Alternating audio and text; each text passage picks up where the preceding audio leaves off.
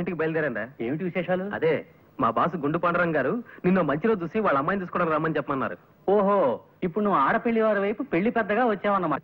అలా కాదనుకో, నీ స్నేహితుడిగా నీకు చిన్న సలహా ఇద్దామని వచ్చాను. ఏమిటది? ఆ పాండురంగ గారు ఎలాంటి మనిషో తెలుసా?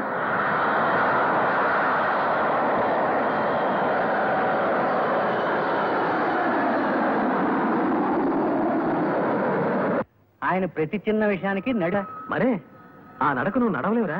నాకు నడకంటే ఇష్టం రా. అందుకే చూడు, ఇంట్లో కారున్నా ఆఫీస్కి నడిచెళ్తున్నాను.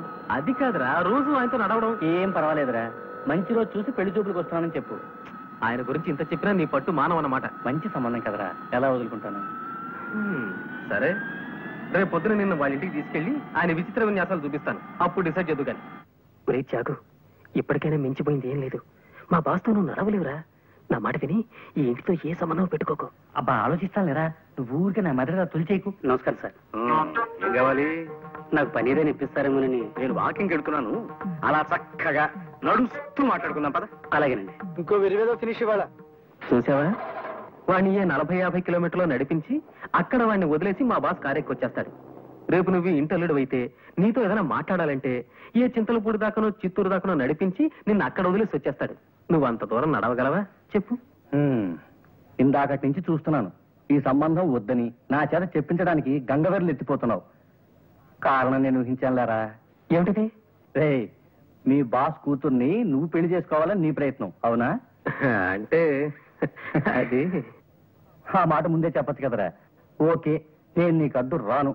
నా పేరేమిటో తెలుసుగా, త్యాగరాజు. ఈ సంబంధం వద్దని రేపే మీ బాస్ ఉత్తరం రాసేస్తాను. All the best to you. Thank you very much. నేను వస్తాను.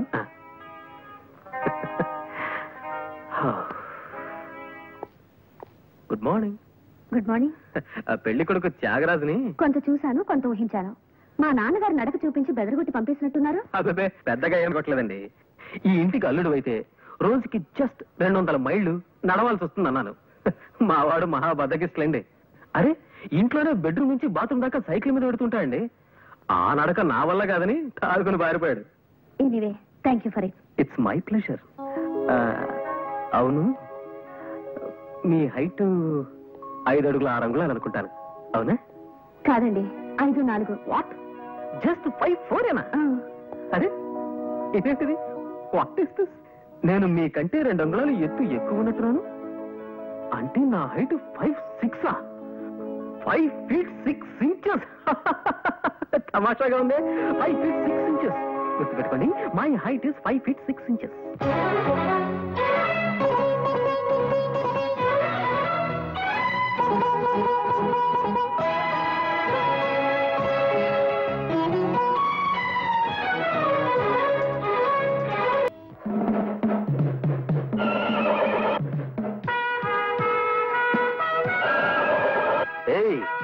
మీ భాషలో సణుక్కున్నావంటే చంపేస్తా. ఇవాళ నాకెంతో సంబరంగా ఉంది. ఆ ఆనందంలో నేను డాన్స్ చేస్తా. మళ్ళీ మాట్లాడితే గుడ్డలన్నీ ఊడదీసి స్ట్రీకింగ్ చేస్తా.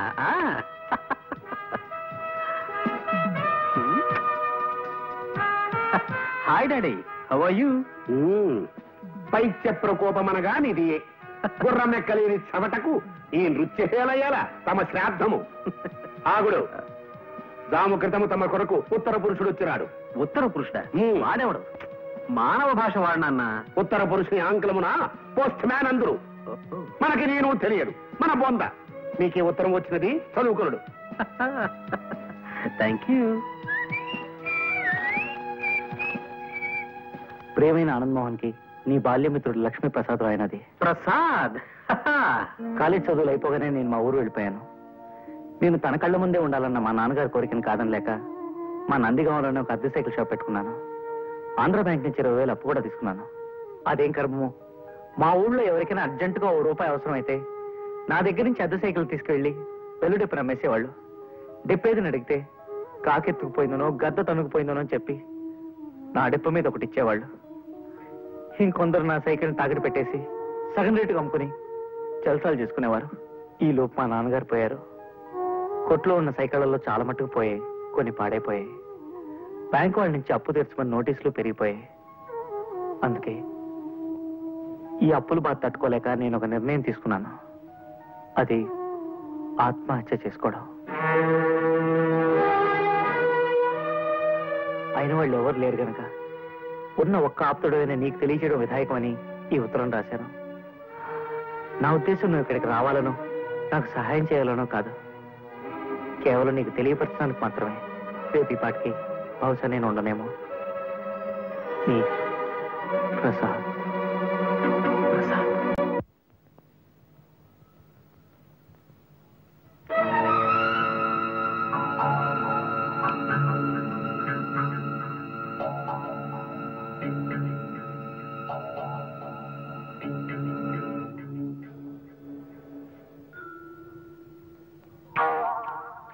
బాబు, సైకిల్ షాప్ ప్రసాదాలు ఎక్కడ? ఆ సందర్శన అడగని చెప్తారు.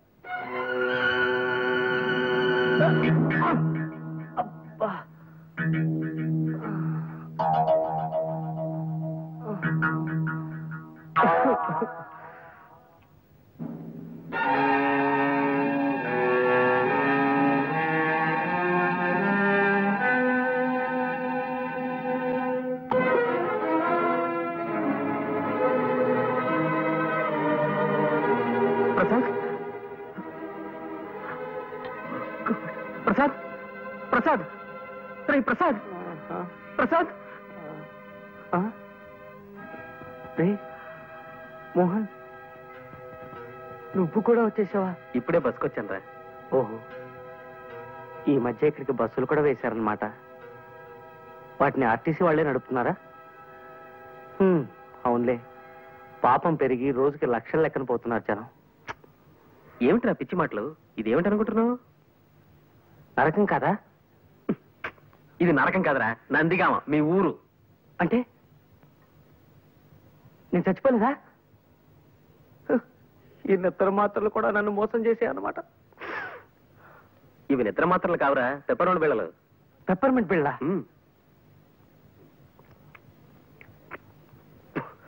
50 నిద్ర మాత్రలు ఇమ్మంటే ఇవి ఇచ్చాడు మందులు కొట్టువాడు నాకు. ఏ బుద్ధున్నవాడు 50 నిద్ర మాత్రలు ఇవ్వడు, అందుకే పెప్పర్మెంట్ బిళ్ళలు ఇచ్చింటాడు. బాబు, మీరు వెళ్ళండి, వెళ్ళి పనులు చూసుకోండి. వెళ్ళండి బాబు, వెళ్ళండి. ప్రసాద్ గారు, సాయంత్రం సిటీకి వెళ్తున్నాను, కాస్త మీ ప్యాంట్ తీసుకెళ్తాను. ఆగు. ఏమిటి ప్యాంట్ తీసుకెళ్తా? బావయ్య పా. నా బతుకులా తలుపుల్ని నేను పెట్ల అయిపోయిందిరా. ప్రతి తలమాచిన విధవ నన్ను నా సామాన్ని ఇష్టం వచ్చినట్టు వాడుకుంటుంటాడు. నీ మంచితనాన్ని వాళ్ళు చేతగానితనంగా తీసుకుంటున్నారన్నమాట. అది సరే గాని ఏమిట్రా ఇది? ఈ ప్రయత్నాలు ఏమిటి?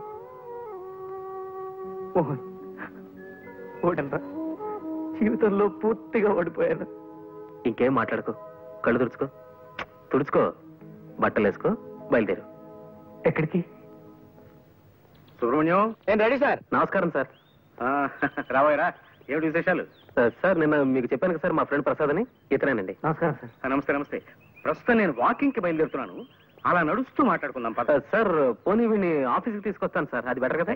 ఎందుకయ్యా, ఎంచక్కా ఇప్పుడే మాట్లాడేసుకుంటాం. ఏమయ్యా? అలాగే సార్. అది శభాష్. దా దా. ఇంకో వెర్రి గురి బలైపోతుంది పాపం. హలో, ఓసారి రండి. ఏమిటి? వైజాగ్ లో ఎవరో వాకింగ్ ఛాంపియన్ ఉన్నాడట. అతను ఆగకుండా 50 మైళ్ళ దూరం నడవగలడట. నడవని మనకి? అదే, ఇలా మనకే అంటూ ఉండండి, ఓ వారం 10 రోజుల్లో అతను అక్కడి నుంచి నడిచొచ్చి నా మెళ్ళో తాళి కట్టి నన్ను నడిపించుకుపోతాడు. అలాగా? నన్ను అతనికి ఇచ్చి చేయాలని చూస్తున్నారు మా నాన్నగారు. ఐసి, పాండురంగం గారు నడిపించి చంపేస్తారని చెప్పి అతను బెదరగొట్టే ఛాన్స్ లేదన్నమాట. ఇక మీరు కాస్త తొందరపడాలండి. అలాగే, దానికి? అయ్యో, తొందరపడాల్సింది నడకలో కాదండి, మన విషయం మా నాన్నగారికి తెలియజేయడంలో. ఓకే, డైరెక్ట్ గా నేను ఆ మాట చెప్తే నడుస్తూ డిస్కస్ చేద్దామని నన్ను ఢిల్లీ దాకా నడిపించుకుపోతానని భయం నాకు. తర్వాత ఏదో ప్లాన్ ఆలోచిస్తానులే. పాపం మా ప్రసాద్ గారిని తీసుకుపోయారు మీ నాన్నగారు. నడవలేక ఎంత ఇబ్బంది పడుతున్నాడో వాడు. అర్థమైంది కదా, నేను చాలా ప్రిన్సిపల్స్ ఉన్న మనిషిని.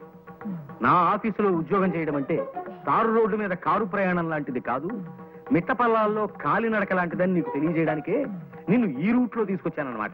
తెలిసిందా? తెలిసింది సార్, బాగా తెలిసింది. ఇప్పటికీ మనం 32 కిలోమీటర్లు నడిచొచ్చాం. పుట్టి బుద్ధిరిగాక నేను ఎప్పుడు ఇంత దూరం నడవలేదు సార్. నడవాలయ్యా, నడకని మించిన వ్యాయామం లేదని నమ్మే మనిషిని నేను. అసలు మనిషి జీవితమే నడక్కదయ్యా. ఉయ్యాల నుంచి శ్మశానం దాకా ఉండే నడకే జీవితం, పురిటి మంచం మించి పుడకల చితి దాకా ఉండే నడకే జీవితం. ఏమంటావు? ఏమనడానికి నాలో ఓపిక మిగలేదు సార్. ఊరికి అలా వింటారంతే. పద అలా సరదాగా ఇంకో 20 కిలోమీటర్లు నడిచి వచ్చేద్దాం. ఇంకో 20? అదిగో ఇదిగో చూసావా, నువ్వు ఇలా తూలిపోతున్నావంటే నీ శరీరం ఇంకా వ్యాయామాన్ని కోరుతోందన్నమాట.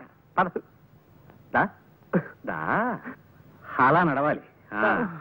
10:30కి టీవీ డీలర్ల మీటింగ్ ఉంది, వెనక్కి వెళ్ళిపోదాం సార్. నిజమే, ఆ మీటింగ్ సంగతి మర్చిపోయాను నేను. చూడు ప్రసాదం, నేను చెప్పిన నియమ నిబంధనలు నీకు ఇష్టమైతే రేపే వచ్చి ఆఫీసులో చేయి. మరి ఉంటాను.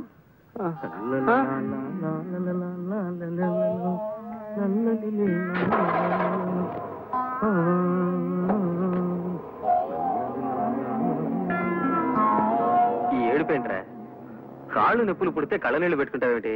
కాళ్ళ నుంచి నీళ్ళు రావు కదరా, మరి అందుకే కళ్ళు నీళ్ళు పెట్టుకుంటున్నాను. అరే అదేం మనిషిరా నాయన, తన ఆఫీస్ రూల్స్ ఏమిటో చెప్తూ 32 కిలోమీటర్లు నడిపించి తీసుకెళ్లి నన్ను వదిలేసి కారెక్కు తుర్రుమన్నాడు. ఇలా రోజుకు 30-40 కిలోమీటర్లు నడవడం నా వల్ల కాదు. ఏ సైకిల్ కొట్లోనో పంచర్లు వేసుకునైనా బతుకుతాను కానీ ఈ ఉద్యోగం మాత్రం నేను చేయలేను. ఒక్క నడిపించి ఏడిపించే గోల తప్ప మిగతా విషయాల్లో జమ్రా మా బాసు. నీలో వర్తుంటే నెత్తిన పెట్టుకుంటాడు, మంచి జీతాలు ఇస్తాడు. నా లోలు కాస్త నడక అలవాటు చేసుకో, సర్దుకుపోవచ్చు. ఈ బడుద్దాయి ఎవరో? నా ఫ్రెండ్ ప్రసాద్. గుర్రం ఎక్కుట చేతగాని కుర్ర కుంకకు హితులు స్నేహితులు కూడా ఏలనో తమ బొంద.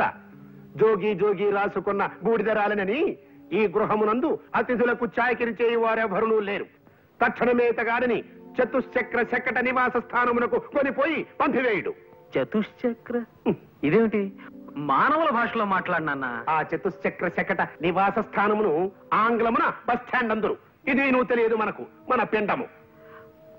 మీ నాన్నగారా? అవును. పాపం. ఇదేరా నీ కుటీరం? ఎలా ఉంది? ఫస్ట్ క్లాస్ ఉందిరా, నాకు ఇది చాలు. నీకొక్కడికే కాదురా అని, నీకు నాకు కలిపి తీసుకున్నా నీకు అది. అదేమిట్రా నువ్వు ఇక్కడికి వచ్చేస్తావా? నీకేం కర్మరా, లంకంత కొంపంది కదా. లంకంత కొంపలో ఆవగించంత మనశ్శాంతి కూడా లేకుండా పోయిందిరా నాకు. ఒకవైపు గుర్రం గొడవ, ఇంకోవైపు గుర్రం గురించి మా నాన్న చేసే గొడవ. చచ్చిపోతున్నాను రా. సాయంత్రం సామాన్లు తెచ్చుకుని నేను కూడా ఇక్కడే సెటిల్ అయిపోతాను. నువ్వు త్వరగా రెడీ, ఆఫీస్కి వెళ్దాం. పిలిచారా? వచ్చావా? నీతో ముఖ్యమైన విషయం మాట్లాడాలయ్యా. అలా వాకింగ్కి వెళ్దాం పద.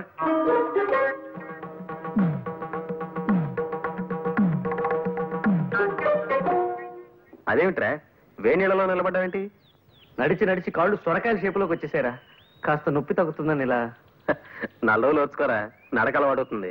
ఏ మోహన్, పొద్దు నుంచి ఆలోచిస్తున్నాను రా. ఓ పని చేస్తే ఈ నడక బాధ తప్పించుకోవచ్చు అనిపిస్తోంది. ఏం చేస్తే? అరే లాక్ అయిపోయింది సార్, తాళం చేతులు బయట ఉండిపోయాయి. ఇప్పుడు ఎలా? మనం వాకింగ్ వెళ్ళడానికి కుదరదుగా. తాళం చెవులు లేకపోతే పోయేలేవయ్యా.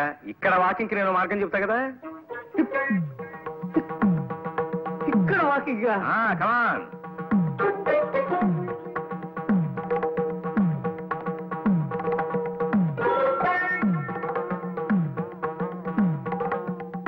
ఓరి నాయనో, అది వద్దురా నాయన. పోనీ ఈ ఆలోచన చూడు.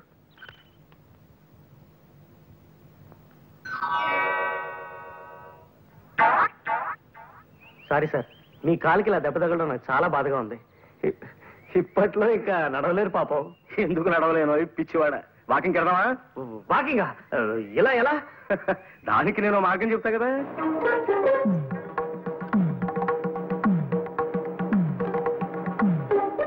అయ్యో బాబోయ్, వద్దు వద్దు, దానికంటే మామూలు నడకనేయం. ఆయన నడక మీద ప్రేమ పుడకలతో పోవాల్సిందేరా ప్రసాద్. మోహన్, హాయ్. ఏమిటి ఇలా వచ్చా? మీ ఇద్దరిని నా పెళ్లికి పిలుద్దామని. పెళ్ళా? కమాన్, భయపెట్టే జోకు లేకు. లేకపోతే ఏమిటండి, మన విషయం నేను మా నాన్నకు చెప్తే సీరియస్ గా తీసుకోరు. ఆయనతో చెప్పడానికి మీరు భయపడుతున్నారు. ఓ మూల మా నాన్నగారేమో నాకు వేరే పెళ్లి సంబంధాలు చూస్తున్నారు. ఎలా ఇప్పుడు? నేనేం ఖాళీగా కూర్చోలేదు పద్మ, దాని గురించి ఆలోచిస్తున్నాను. ఇవాళ నాకు ఐడియా వచ్చింది. దాన్ని రేపు పొద్దున మా ప్రసాద్ అమలు చెప్తాడు. వద్దురా నాయన, ఇలాంటి పిత్తలాటకాలు ఏం పట్టుకో. ఆయన కోపం వచ్చిందంటే నన్ను సాగు కొట్టి నరకం దాకా నడిపిస్తాడు. అలాంటి ప్రమాదమే ఉండదురా. జస్ట్ పలానా పద్మ పలానా మోహన్ ప్రేమలో పడ్డారు, నువ్వు మన బాసుకు ఆకాశరామన్ ఉత్తరం రాయడమే, అంతే. వద్దురా బాబు, అసలు ఆయన ఆవేశరామన్న. ఈ ఆకాశరామన్ ఉత్తరం నేనే రాశానని బయట పెడితే నన్ను చంపి నా చేతులు గడియార ముళ్ళుగా వాడి ఓ గోడ గడియారం తయారు చేస్తాడు ఆయన. ప్లీజ్ ప్రసాద్ గారు, నాకు